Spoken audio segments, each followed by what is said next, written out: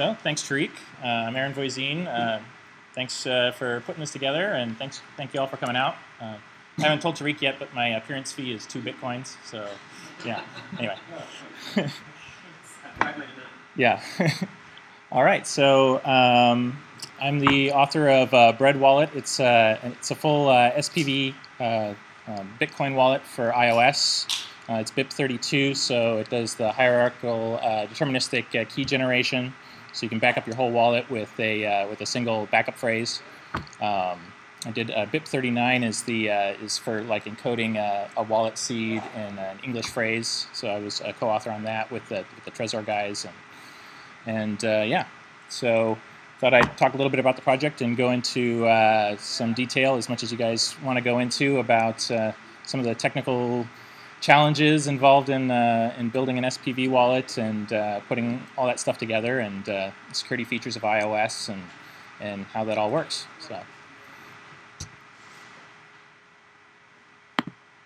So I thought some of the goals that I had for the project, what I really wanted to do was, I thought that a lot of the wallets out there weren't very easy to use and were difficult for normal people to secure. So I wanted like a really beautiful, intuitive user experience, and something that new users could get a hold of. And Bitcoin is pretty scary for people who don't understand it well, don't understand computer security, that kind of thing. And I wanted to make that user friendly and also safe for the average person. The guy who has 10 IE toolbar helpers installed. Those people use money too. So we need something for them if Bitcoin's gonna really take over the world. It needs to be safe for normal people who don't have the first clue about computer security. So that was really what those two goals: something intuitive and easy, and something that was safe for normal people who don't understand anything about computer security is what I was going for. So let's see here. I can do a quick demo. If I can pull it up here in the simulator. There we go. Yeah. So that's really small.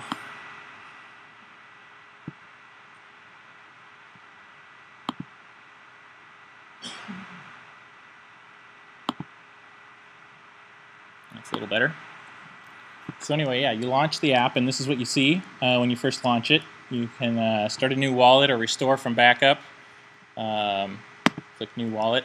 It says start a new wallet by generating a backup phrase. Keep it secret. Anyone who sees your backup phrase can spend your Bitcoins. And you click that button, and it gives you this backup phrase here. This is on testnet, so you can write that down if you want. It tells the user to write down this phrase. This is a BIP39 backup phrase, or wallet seed phrase. It's 128 bits of entropy encoded in 12 English words, kind of like the Electrum wallet, but using a different word set, and something that is standardized. Unlike the Electrum wallet seed, this has like a checksum built into it, so it can tell the user if they swap 2 words around. They don't just get an empty wallet and think, oh my god, my coins are gone. It will say, oh, you typed it in wrong.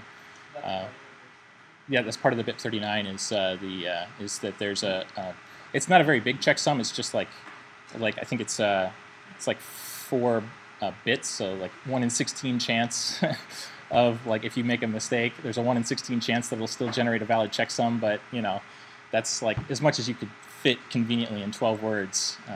So it's like 132 bit of data as opposed to 128. So anyway, so that's if you look at BIP39, you can look at all the gory details and see how that's done.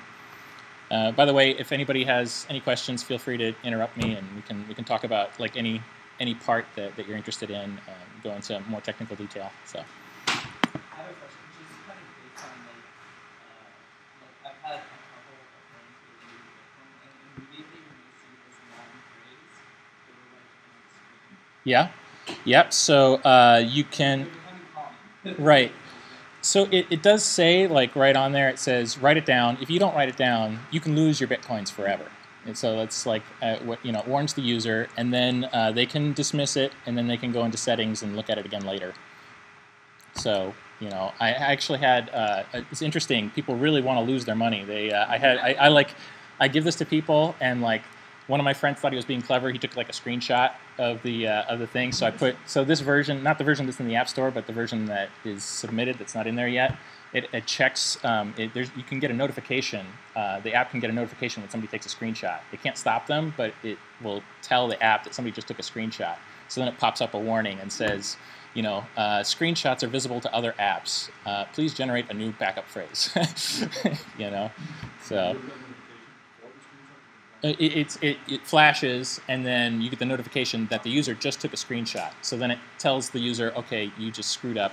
Here's what you need to do to not, you know, here's why that's a bad idea, and here's how, you know, generate a new phrase, start a new wallet. Or if you take a snapshot later on, like after you have a balance, like, and it doesn't like generate a new phrase, it just says, you know, your wallet, your funds are at risk. You need to transfer them to a new wallet. So.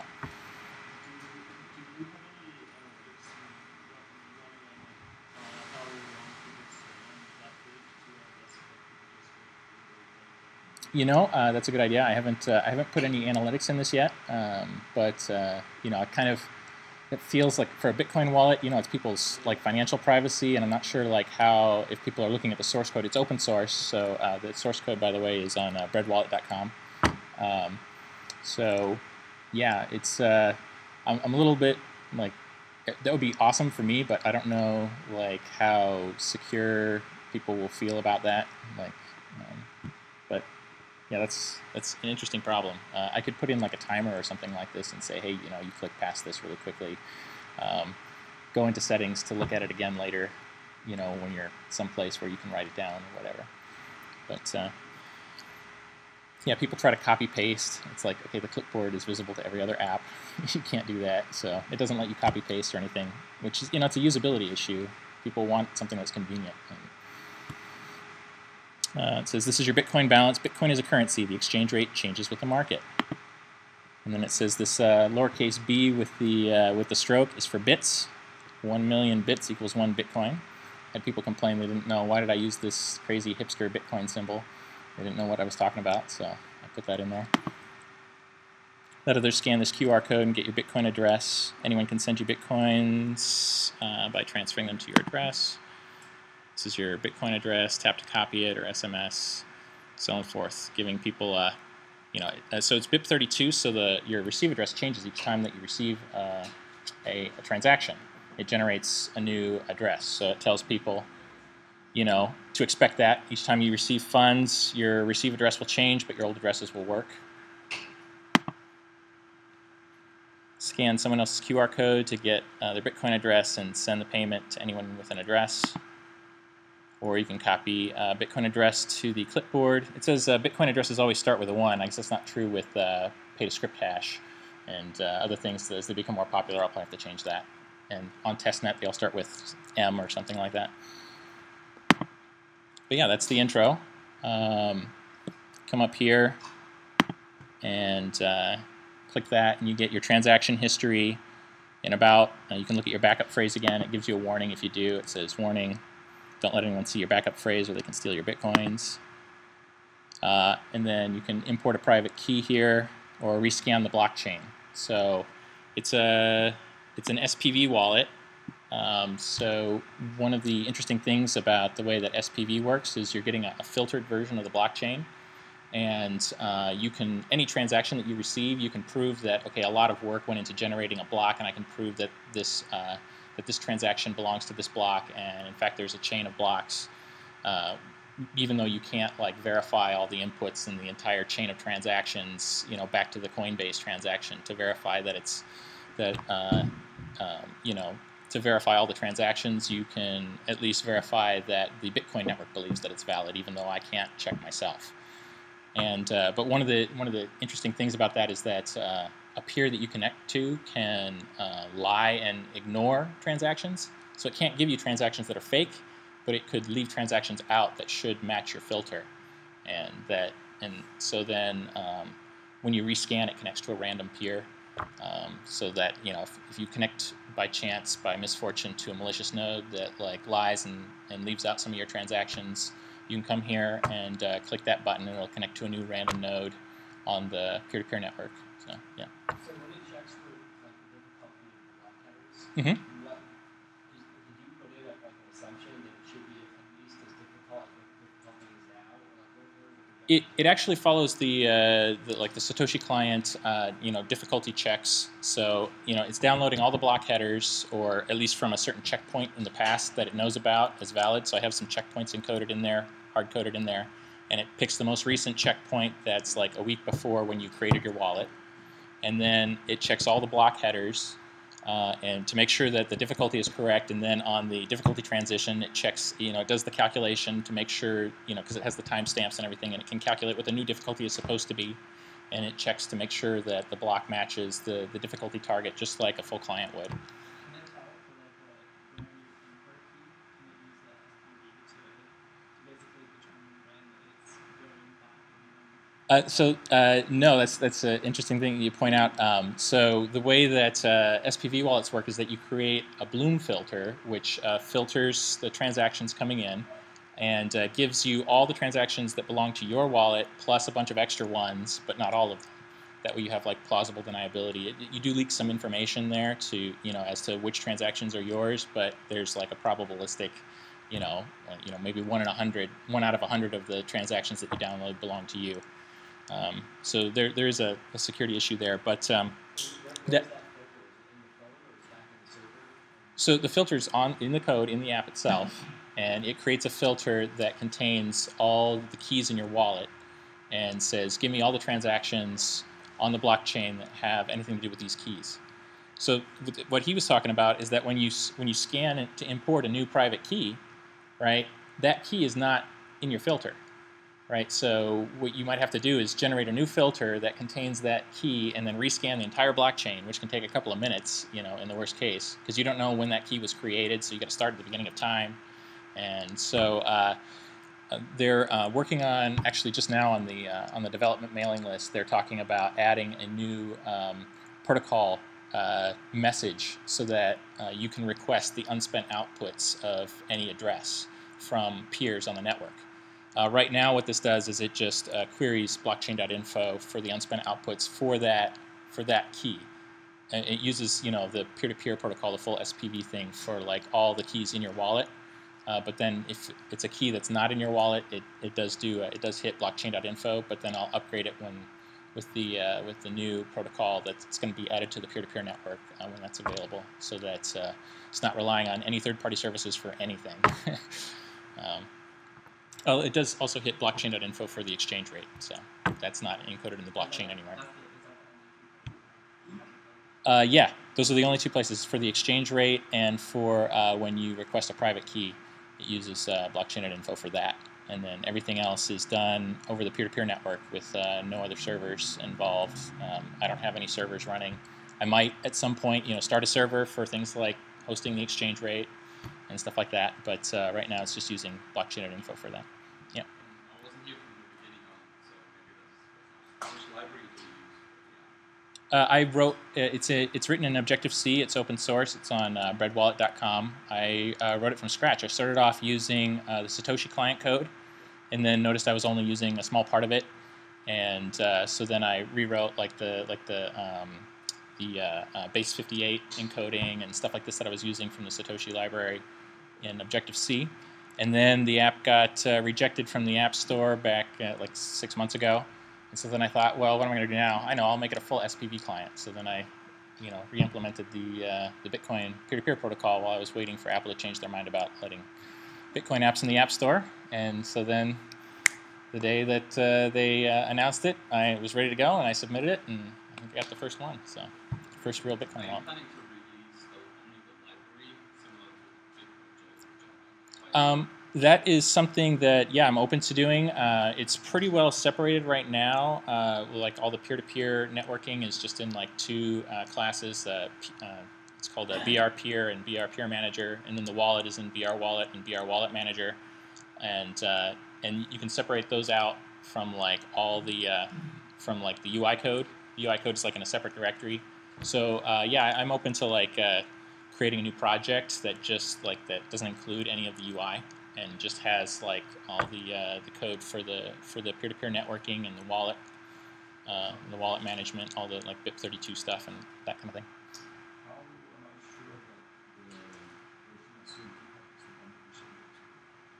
have That's a great question. So I am looking into the possibility of doing deterministic builds so that anybody can build the app themselves and then check and make sure that it's identical to the version in the App Store. That you can download the App Store version into like iTunes on your desktop and get the IPA file, and you can open it up and you can get the binary. There's some issues with that. I mean, I'm just starting to look into that, and I don't think anybody's. I think the Satoshi client, which is built on OS 10, just recently got deterministic builds for OS 10 apps, and doing it, and that it's using a tool called Gideon, which builds the entire app inside like a virtual machine to make sure everything is perfectly identical. You know, that like it's hard to get the hashes to match.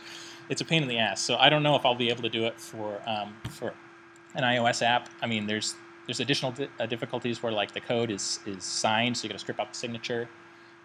As presumably the signature verification code has to do the same thing because you can't sign the signature. So like I'm hoping that part will be easy. But yeah, I don't know if I'll be able to do it, but I'm going to give it a try. So I'm going.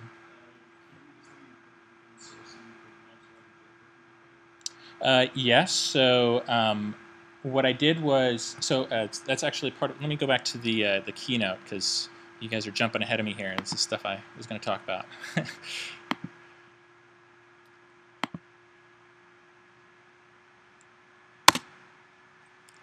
Open source, breadwallet.com. Some features: BIP37 simplified payment verification SPV, BIP32 hierarchical deterministic keys. It does the BIP38 password encrypted key import, so I implemented BIP38 in here as well, and then BIP70 payment protocol. So those are the big features. Breadwallet security. So I was going to talk about jailbroken apps is the next slide. So we'll just run through here. The wallet seed is stored on the iOS keychain. I don't know if any of you are iOS developers. So there's one guy. So two. Okay, there's a few more. But yeah, so it stores the wallet seed on the keychain, and so that's using like all the security features that Apple built into the phone. When you pin lock the phone, everything's encrypted. So like even if somebody steals your phone, like they can't decrypt it at least very easily unless they have like an electron scanning microscope or something. The way that the PIN code, it actually encrypts to the PIN code, a combination of the PIN code and your user ID, which is generated on the phone. So even if it was like, if you got like a dump of the file system, you'd have to figure out the UID, and you couldn't just, you couldn't just like crack a 4-digit PIN. You have to crack the PIN and the UID if you were able to get a dump of the file system. That way it's reasonably secure, I think.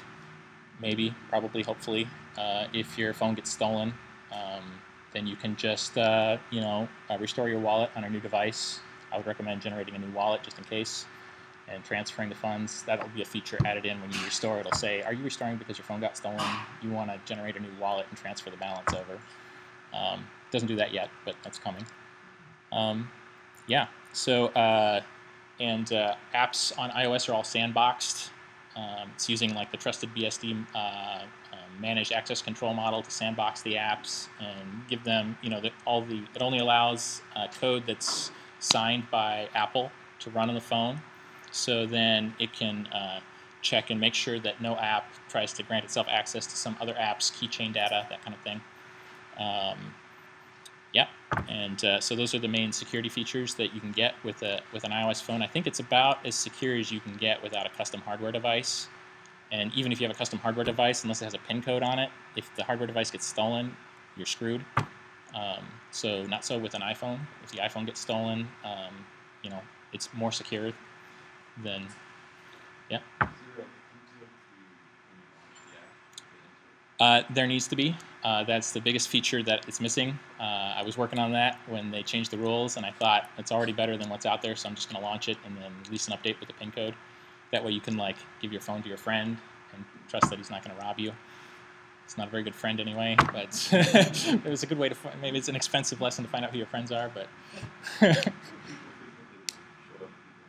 Yeah, that's true.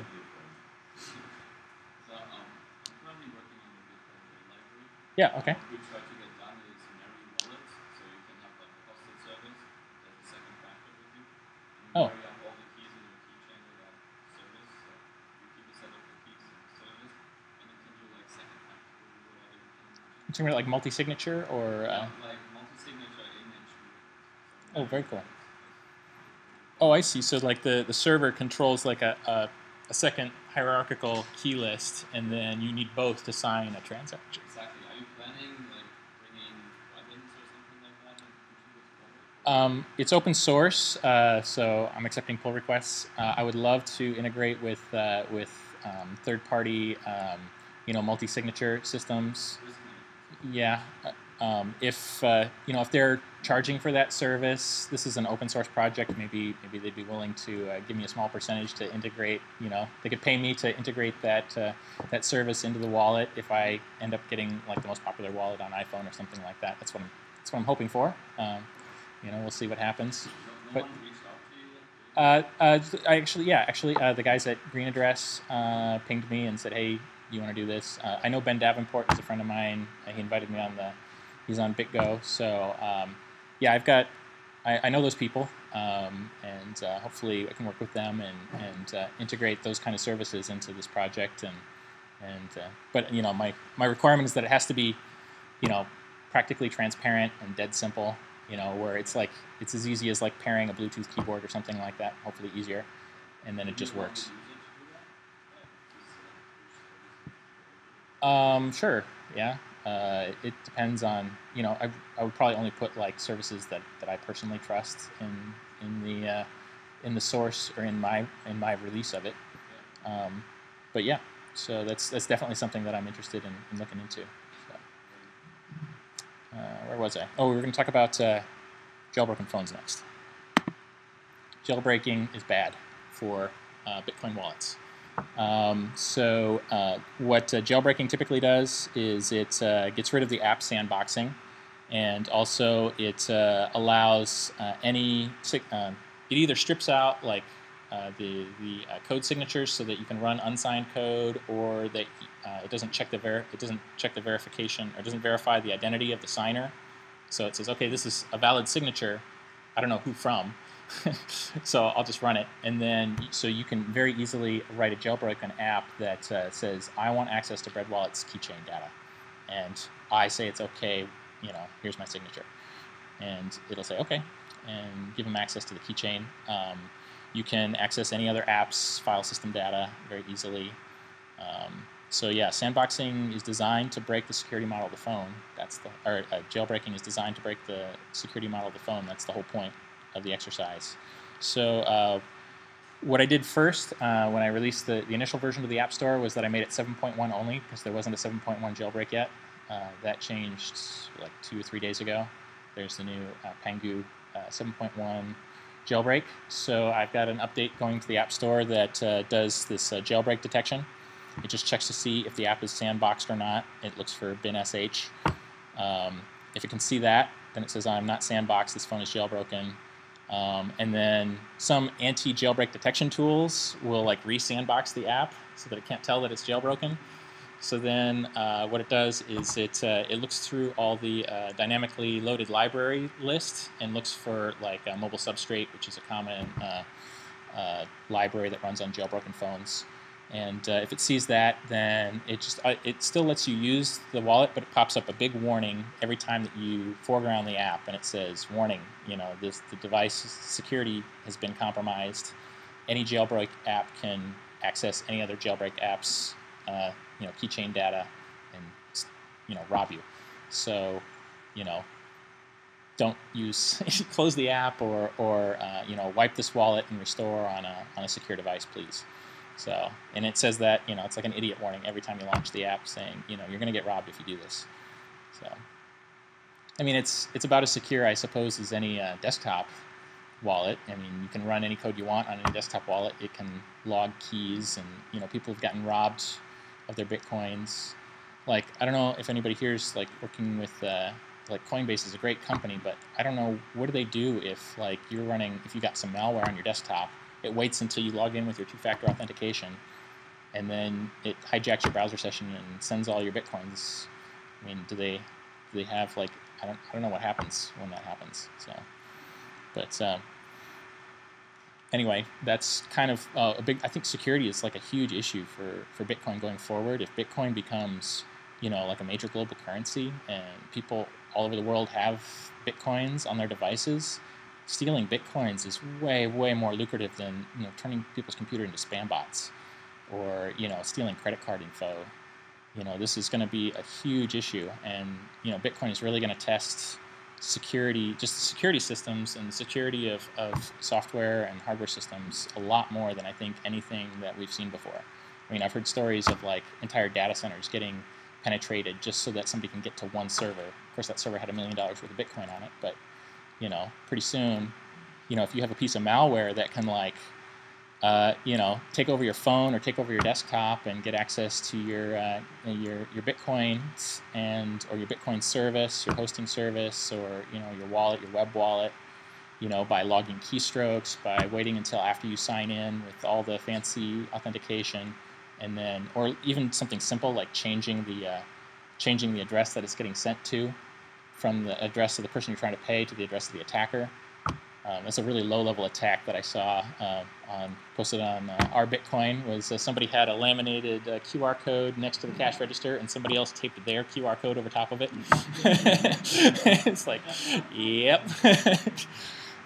So, yeah, I think that's a big part of the reason why I wanted to do this project, was because I think I wanted to increase the level of user convenience and security over what was out there, and I think I think it's going to be really important as Bitcoin catches on, and it's not just a nerd tool anymore, and real people, normal people who don't know anything about security are trying to use it like a money every day, then this is going to be really important, and something that any of you guys, need to be thinking about.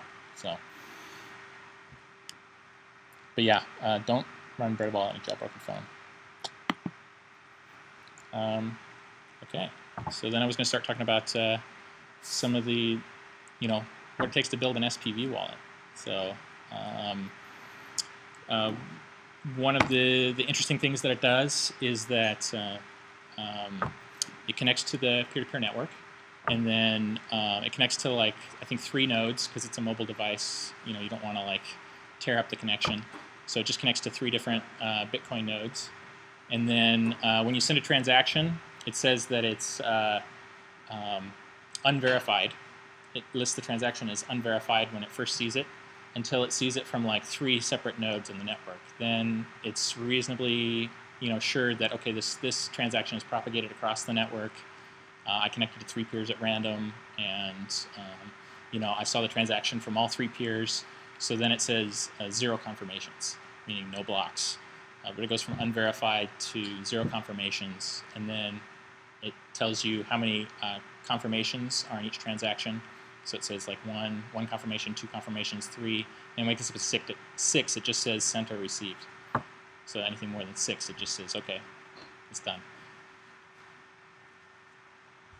And I talked a little bit about bloom filters. So obviously, being on a phone, you can't download the whole blockchain on your phone. So it's using the bloom filters, where this is a BIP37, I think, where you can you give basically a probabilistic filter that filters out most data, but has like a high false positive rate, so you get lots of extra crap in addition to all the 100% of all the things that you're searching that need to match the filter, plus some extra crap, so that you can get a filtered version of the blockchain, and something that you can handle on your mobile device. And but of course, it's not great. I mean, you leak. First of all, you reduce the set of transactions that could be yours by a factor of 1,000 to 1 or more when you connect, and you leak a lot of information to that node. And then the way that bloom filters work is that after each transaction that you receive, it has to add that transaction to the bloom filter, so it knows if money comes, a new transaction spends that output, then it has to catch that one. So then the bloom filter degrades as you add more and more transactions to it, and then eventually it stops working. It's not filtering. Is that just when you know it gets spread over Yeah. So yeah. So each time that you add a key, so the more data that you try to catch with the filter, the higher the false positive rate goes. So And you pick up a sweep and set all the one key, you can reset. You can reset that configuration. yes, so it's exactly what it does. Is it monitors the false positive rate as it's downloading the chain, and then it says, okay, I'm getting like a lot of transactions here. You know, the false positive rate is going up to like 1%. I'm getting like 1% of all the transactions on the Bitcoin network. I got to reset the filter, and so then it sends a new message with a new filter. But you know, you're leaking information, right? And now you've got a new filter, and then if you take the old filter and combine it with the new filter and look at the cross-section of what matches both those filters, then you're giving away even more information. So, you know, it's not great from a privacy perspective. And there's ideas that like some of the dark wallet guys are working on as far as like having proxy servers that you connect to so that it doesn't know, so that the Bitcoin network that you're connecting, the Bitcoin node that you're connecting to, you're connecting through a proxy so it doesn't know you know, who's requesting those transactions. But then you got to trust the proxy, and you know, it's slower, and so you know, it's a real problem. It's something that the devs are working on. I'm not a cryptographer, so like my ideas are probably going to be crap on how to fix this problem, but I'm going to be paying close attention, and things like stealth addresses and other features. You know, privacy is something that I want to be serious about with this project, and add in all the best practices for protecting people's privacy as they become available, hopefully without sacrificing too much usability. So, I talked a little bit about how malicious nodes can exclude transactions from the Bloom filter. So there's it can send you invalid transactions, but you can easily check and see, okay, that's not, you know, probably I can check whether it's included in the blockchain or not, and I can reject bad transactions, but I don't know if it's leaving out transactions. So then, you know, if that happens, if you get like, if something's screwed up and your phone balance isn't right, you can just go into settings and rescan the blockchain. It'll connect to a new node. Hopefully the new node won't also be malicious. If you're on a bad Wi-Fi network, then maybe you need to go somewhere else. It's not perfect, but that's the state of where we're at right now. The other interesting thing is for BIP32 is that you're generating new addresses, and those new addresses have to be added to the Bloom filter.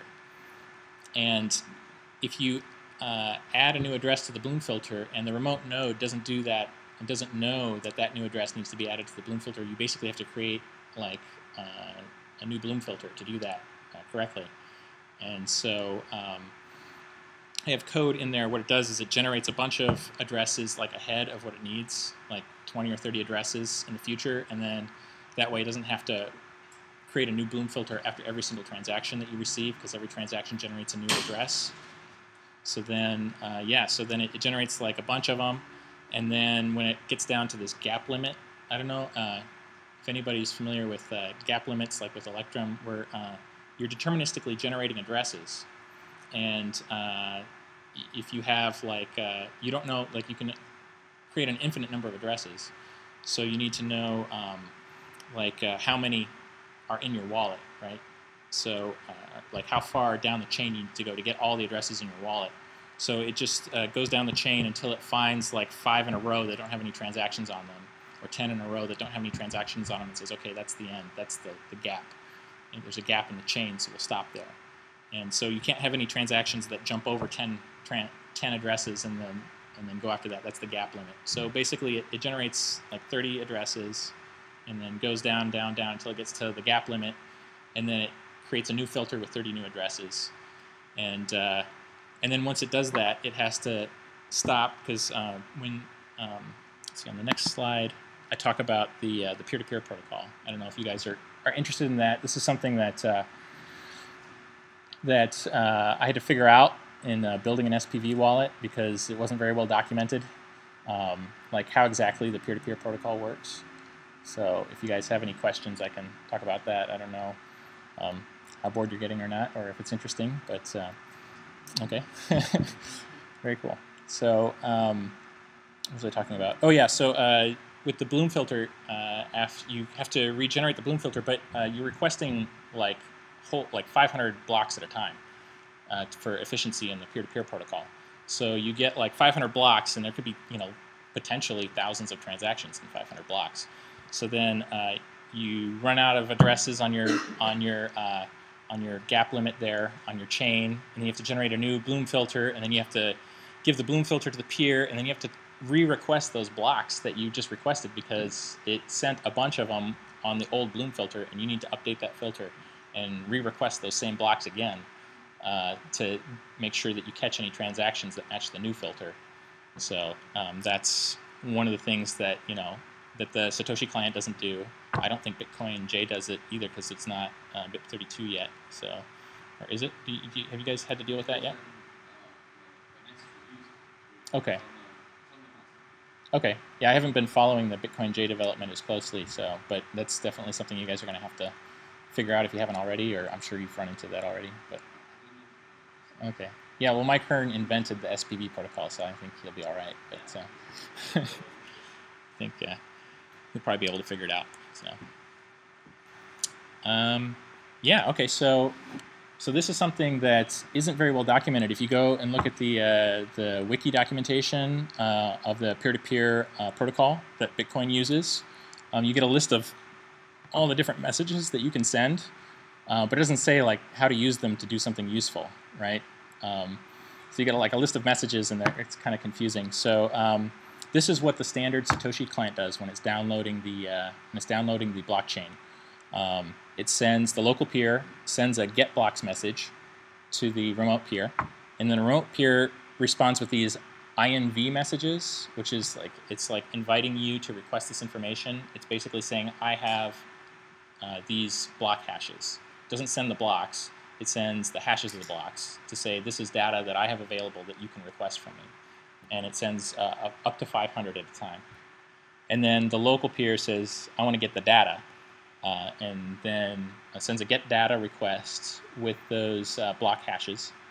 And then the remote peer responds back in SPV mode. In non-SPV mode, it just sends the full blocks. In SPV mode, it responds back with filtered blocks, which is just the block and like a Merkle tree. Do people know what a Merkle tree is? I don't know. So it's like it's part of the block. In combination with the block header, it sends like this chain of hashes so that you can prove that any transaction in this tree belongs to this block. So it's hashed into the block header, and so it sends the Merkle tree or the partial Merkle tree so that you can prove that all these transactions that are in the Merkle tree actually belong to the block, and that's part of the Merkle block message that the remote peer sends back. And then it has to send all the transactions that are in that block that match the filter as separate transaction messages. So you can't just request a transaction from a Bitcoin node on the network unless it hasn't been included in the block yet.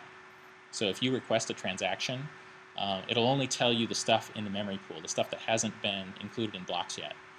And the reason for that is that they don't want, first of all, it's expensive to index and give that information, and plus they don't want people like me writing wallets, just requesting transactions and not verifying them, so that helps cut down on people doing it wrong.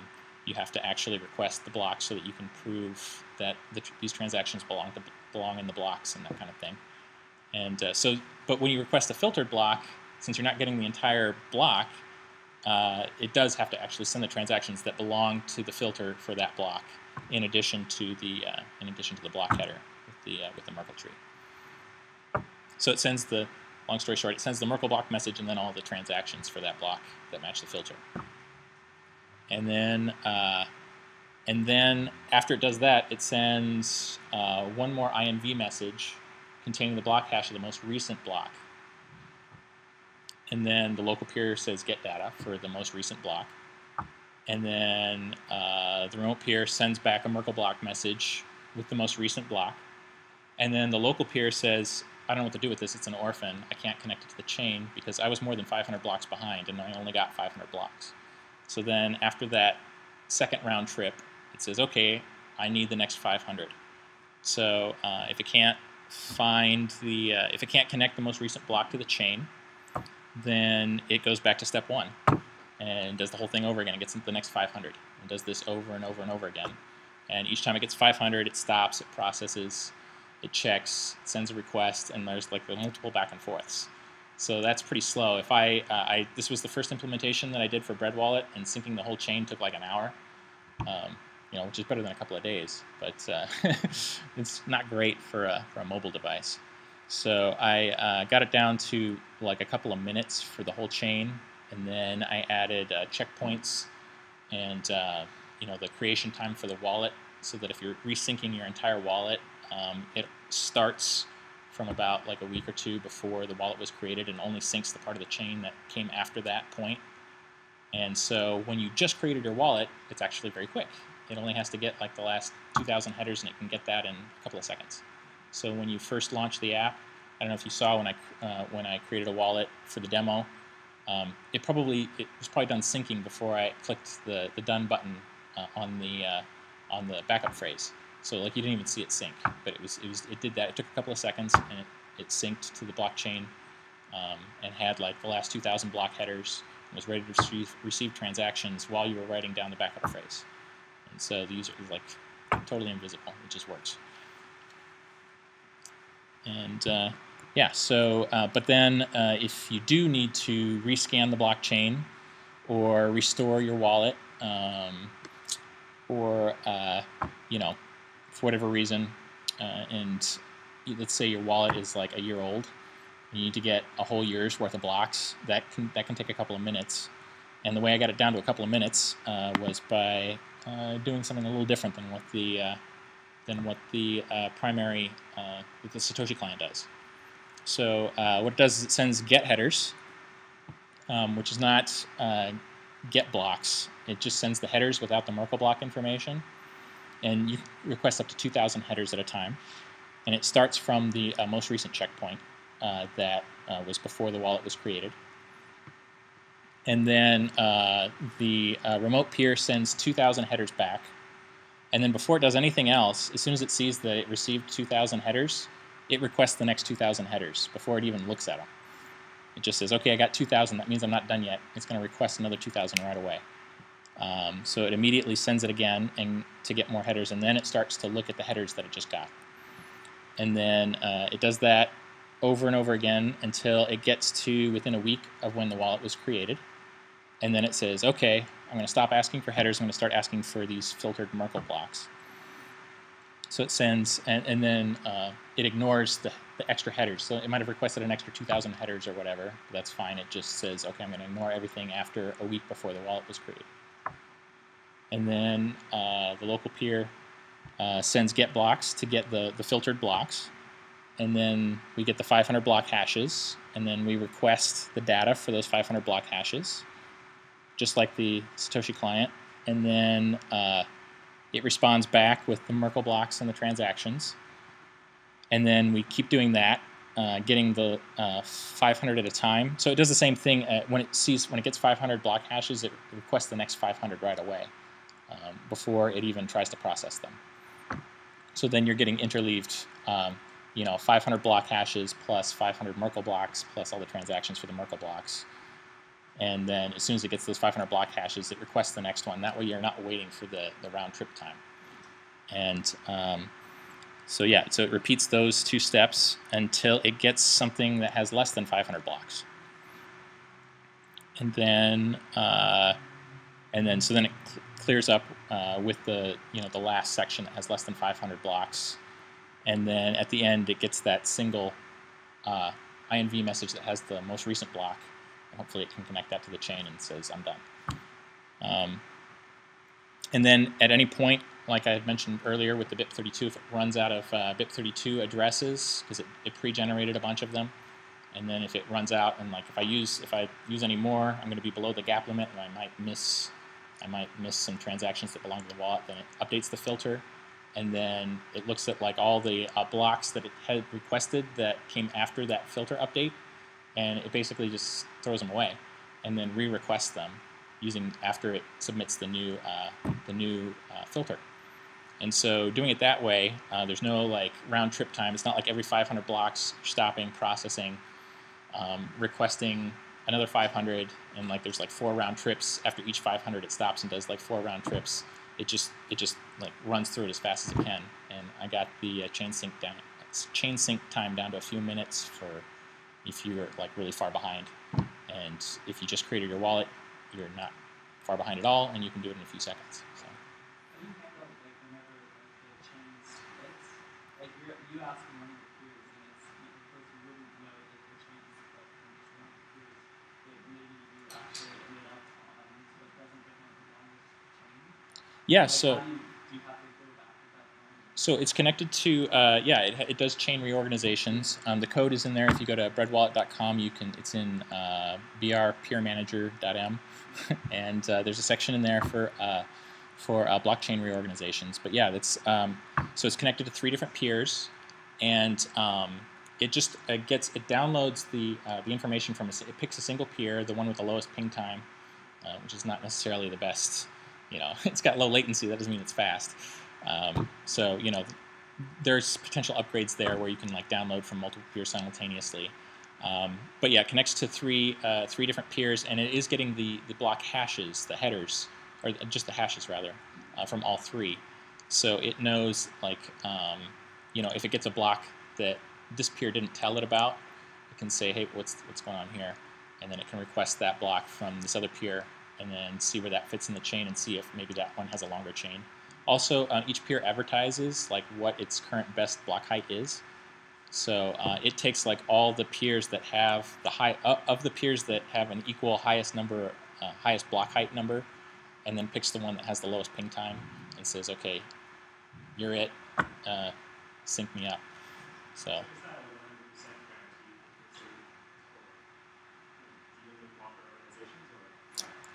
So what it does is you get, it looks, as it gets each block, it tries to connect it to the chain, and you can have forks, and it handles that. It says, okay, we've got 2 blocks that both say that this block is the previous one, and whenever a fork grows longer than, it picks like, whatever one is the main chain is the longest one, and then if you get like maybe a fork that comes off maybe 3 blocks before, and then if that fork keeps going, and then it gets longer than the main chain, as soon as you get 1 extra block, it says, okay, I'm going to remove the confirmations. I'm going to say that all the transactions in the old main chain back to the point where the fork happened are now unverified. So it sets them back to unverified or unconfirmed rather.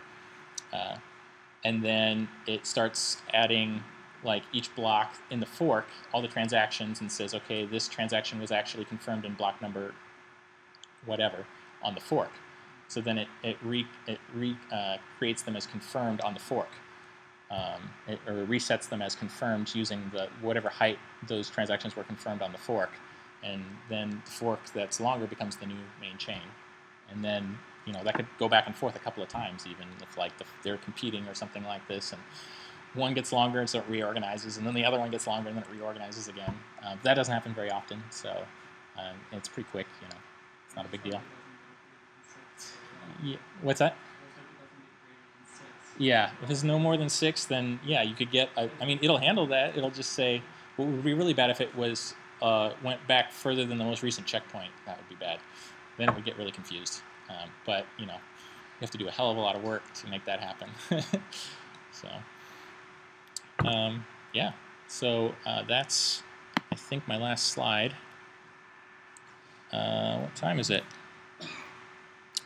Got another 45 minutes, so. Okay, yeah, so I don't know if there's any other questions. I'm happy to, I can show you breadwallet.com here, which is just a link to the GitHub project. There's Chrome.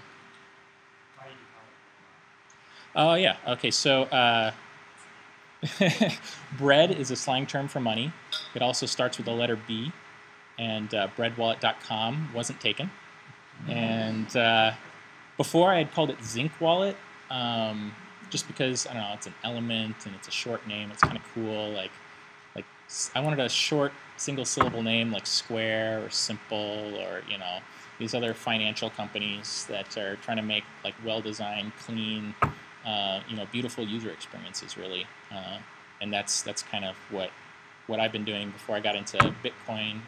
I was iOS developer, I worked on like Yammer's app, and I don't know if you've heard of Banjo, but I worked on their app and a few others. So I was really into making a really beautiful user experience that's well designed and clean and delightful, and that's what I was going for. So, and then Bitcoin is my other primary now big passion. So, but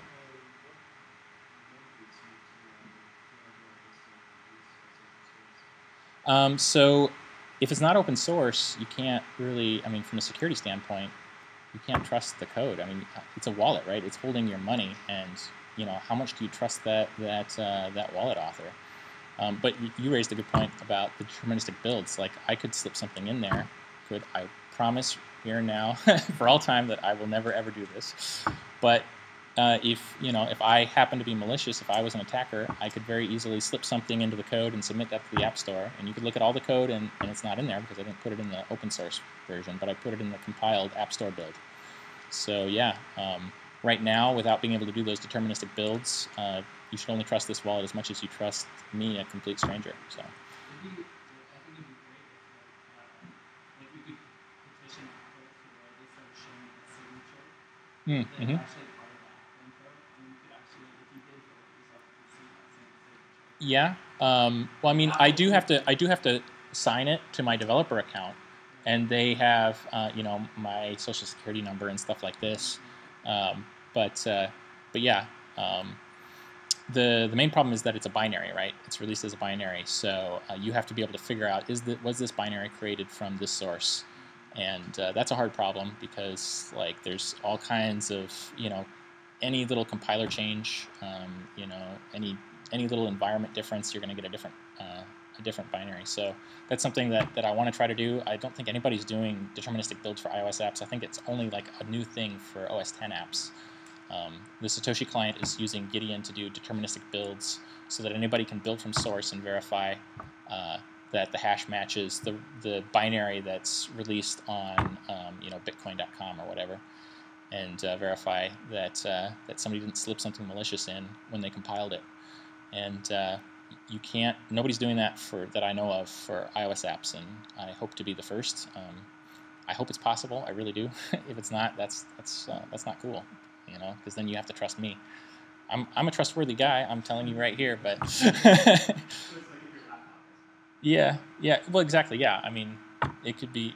Yeah, that's exactly right. So, or your build tool change. That's another thing with deterministic builds is if the compiler, if you've got a bad compiler or somebody hacked some tool in your tool chain.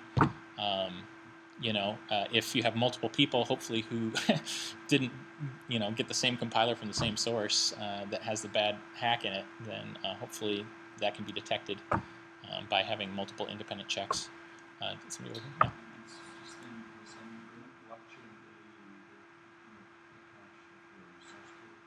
Yeah. Yeah, that's JavaScript, right?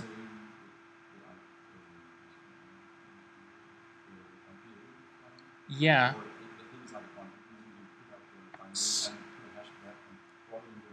Okay. Yeah, that way you can verify. That's true. So that will protect it from like an Apple employee, for instance, slipping something in, because then I can say this is the hash of the binary that I uploaded to Apple. So then we can verify that the App Store build is the same as the one that I uploaded and signed with my developer account. But then, the deterministic builds would be for verifying that I actually submitted the right thing that's built with this source code that you can look at and check. So to get from the binary to the source code, because it is possible to get from the binary. To decompile it? Exactly. Yeah, that's. To show that actually something's there, but you need tech. Yeah, that's difficult to do. I'm not saying you can do it, but you put it out there, probably someone will. Yeah. Maybe somebody else could do it. Yeah. That's a great idea. I'm going to do that. I'm going to post the hash of the App Store build. Right now, what I have is I have my public key that's in the app repository or in the source code repository, and I am signing the release tags on here. So I've got 2 releases. One is in the App Store, and the other one is waiting for review. Those are signed. I signed those tags, so yeah, so that's in there. But yeah, that's a great idea.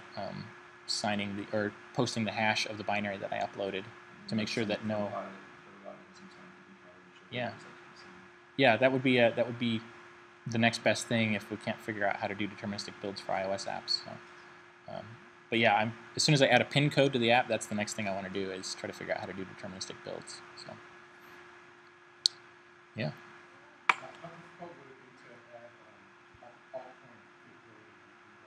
It's all MIT open source, so MIT licensed.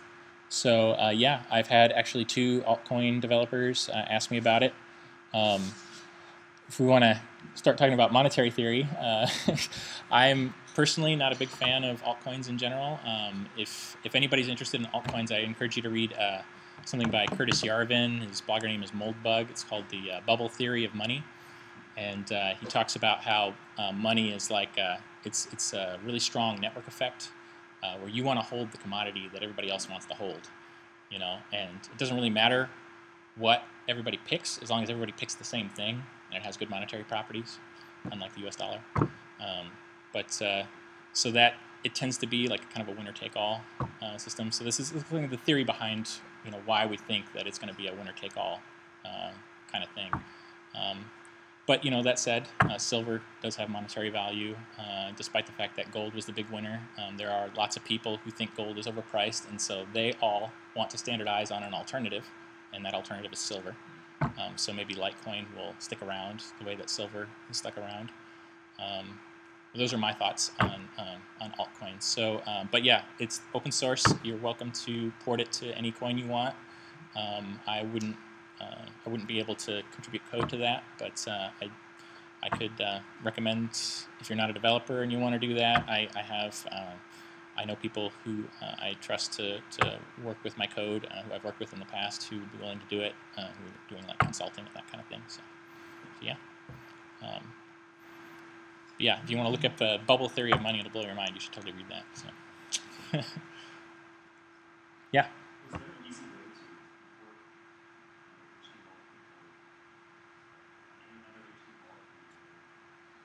Yeah, so it's using that BIP39 backup phrase. That's a standard.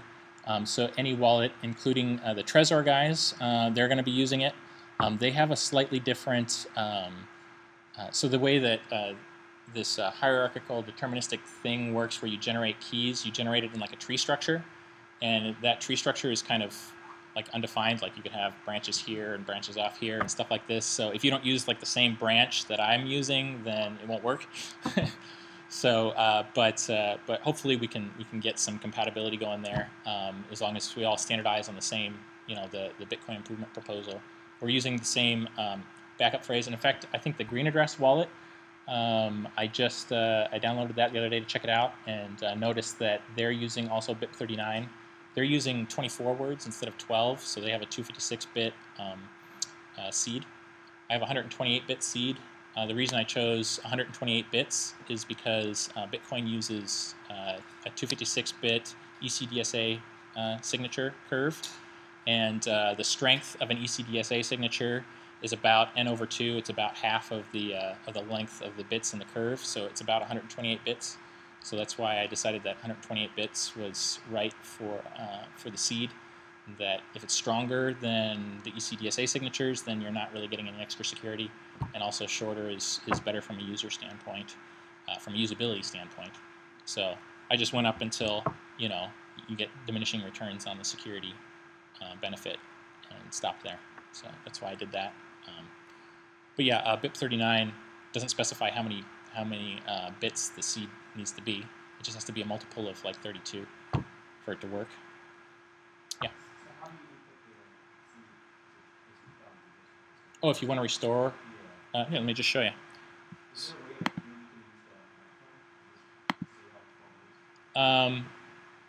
That's an interesting idea. I hadn't thought of that.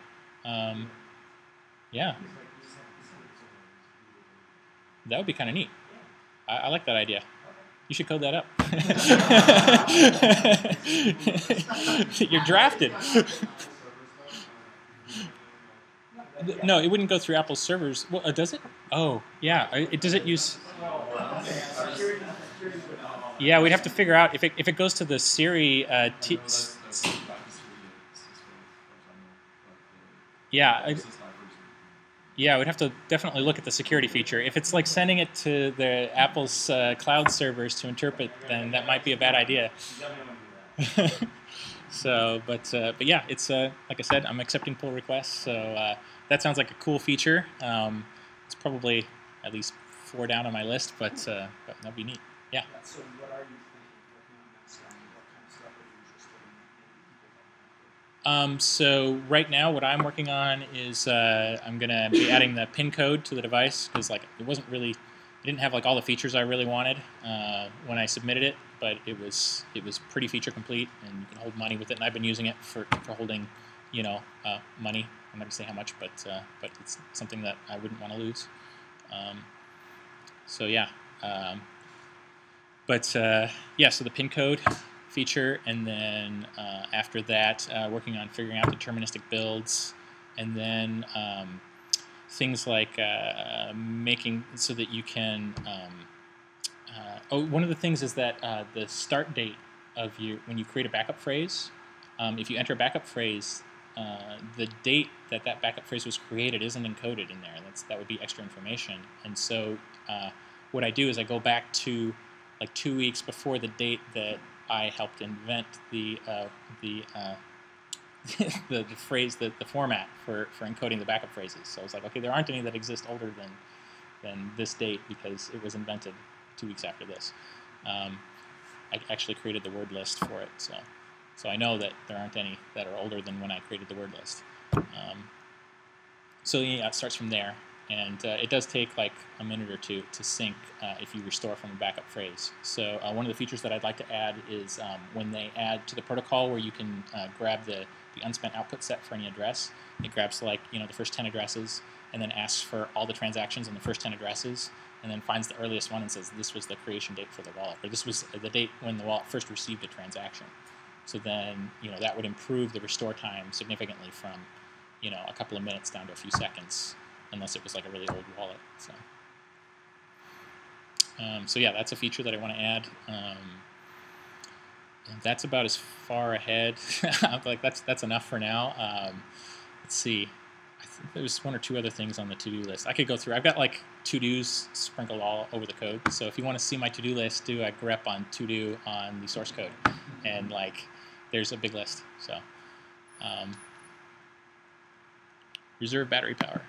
Okay, so I'm going to show you start, restore, another wallet. Oh, so the fee structure. The first version, the version that's in the App Store now, it will add a fee unless you have a significant priority and you can follow the rules for a free transaction, and then it'll automatically just do a free transaction and not ask you to add a fee. That's not a great user experience, I think.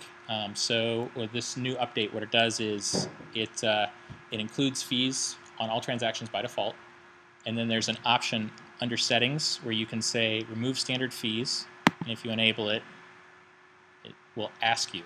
So like it includes it by default. Instead of asking you, do you want to add a fee, it just adds the fee, and it tells you you're adding a fee in addition to what you're paying, and this fee goes to the Bitcoin network. It doesn't go to me.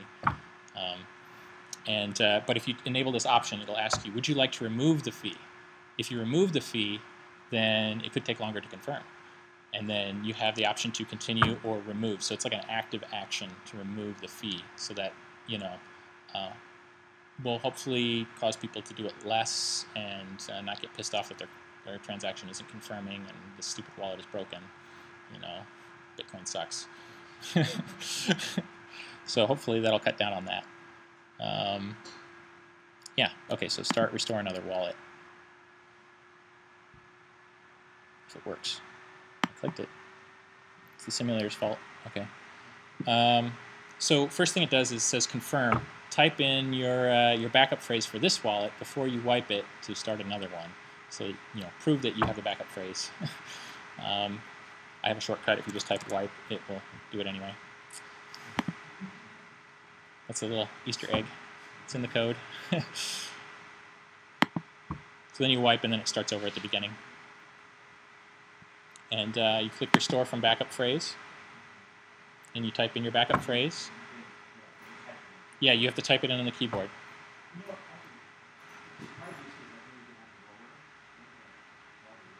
There's 2,048 words in the list. Yeah. So each word represents 11 bits. If you make it, I think it was, if you make it 10 bits, then you can encode 120. No, what was it? No, it was more than that. Anyway, we changed it from, oh no, it was before there was like 1,600 words, and then you can code it exactly 128 bits in 12 words. So then I had the idea of increasing it to 2,048. That gives you like a full 11 bits. And then you get 4 left over, and then you can put in a little checksum so that if somebody swaps 2 words around, it can tell them you did it wrong instead of just giving them an empty wallet. So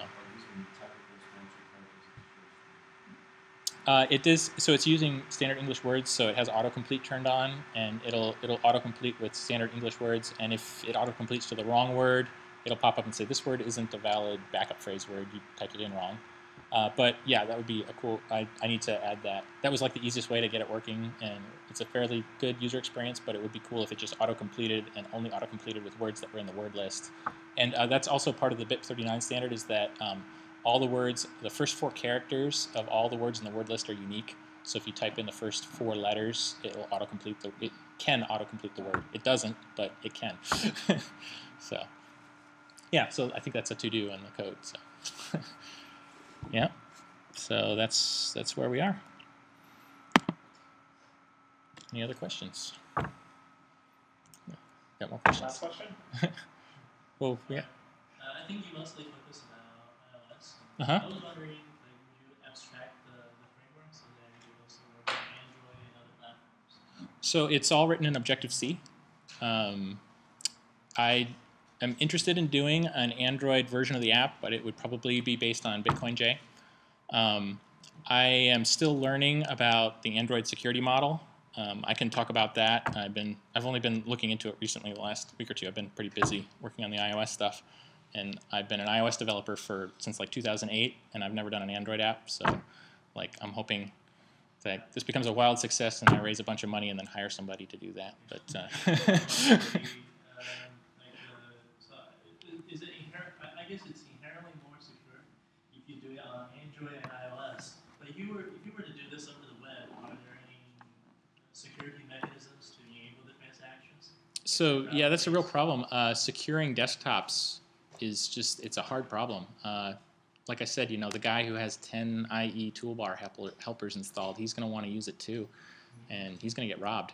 So I don't know how to do that. I think mobile devices are the way to go. A lockdown mobile device. I know, like, nerds hate the putting their phone, having their phone in a jail. It's technically not a general purpose computing device. Then it's a lockdown device. But that's what you really need for, I think, to get real security with a Bitcoin wallet. If you have a general purpose computing device, then people who don't know what they're doing, people who don't know what security is, are going to install tchotchkes and crap on their phone and get robbed. It's a real hard problem. You can make a user login at breadwallet.com. There would be some way that. Well, what if they have malware on their desktop that catches their keystrokes, or hijacks their session after they log in? It's a real hard problem. And I think that, yeah, I think that that's going to become a really big deal going into the future. That's putting malware to turn your computer into a spam bot is way less lucrative than if everybody's using bitcoins. If it's like a thing where Bitcoin is a major currency and it's common to use, robbing Bitcoin wallets is going to be hacker heaven. They're going to be filthy stinking rich. They already are, and Bitcoin is tiny. The shortcomings that you also mentioned earlier with Coinbase and what do they do? So one of the things is to add 2 factors. So yeah. To do so you'd have to hack transactions. You have to enter his password and say it was still the session, which actually make a transaction. Oh, you get 2-factor for each transaction in addition? I'm pretty sure you can do it, at least okay. in blockchain. So there's still say that even though they got the authenticated session, they can't actually make the okay, transaction. that's a good idea. They could still put change the to address somehow by hacking the session, but then it would only be the amount that you were trying to send instead of your whole wallet. But still, yeah, okay, yeah. How quickly did you write this application? I started it about a year ago, and then back in, was it November, when Bitcoin broke $1,000, I've been working on it full time for like the last 6 months since then. So, yeah. Yep, I turned this into my full-time job. So I actually was at I started a startup called Light, Lighttt. It's a social photo sharing network, and it's about to fold, so don't that's inside info, don't. But Can we wrap up? I need to. Okay. I want us to close. We can always talk to him after. Yeah. You guys want to talk? Anybody who wants to, I'm gonna go get drinks after. Yeah. So. Thank you.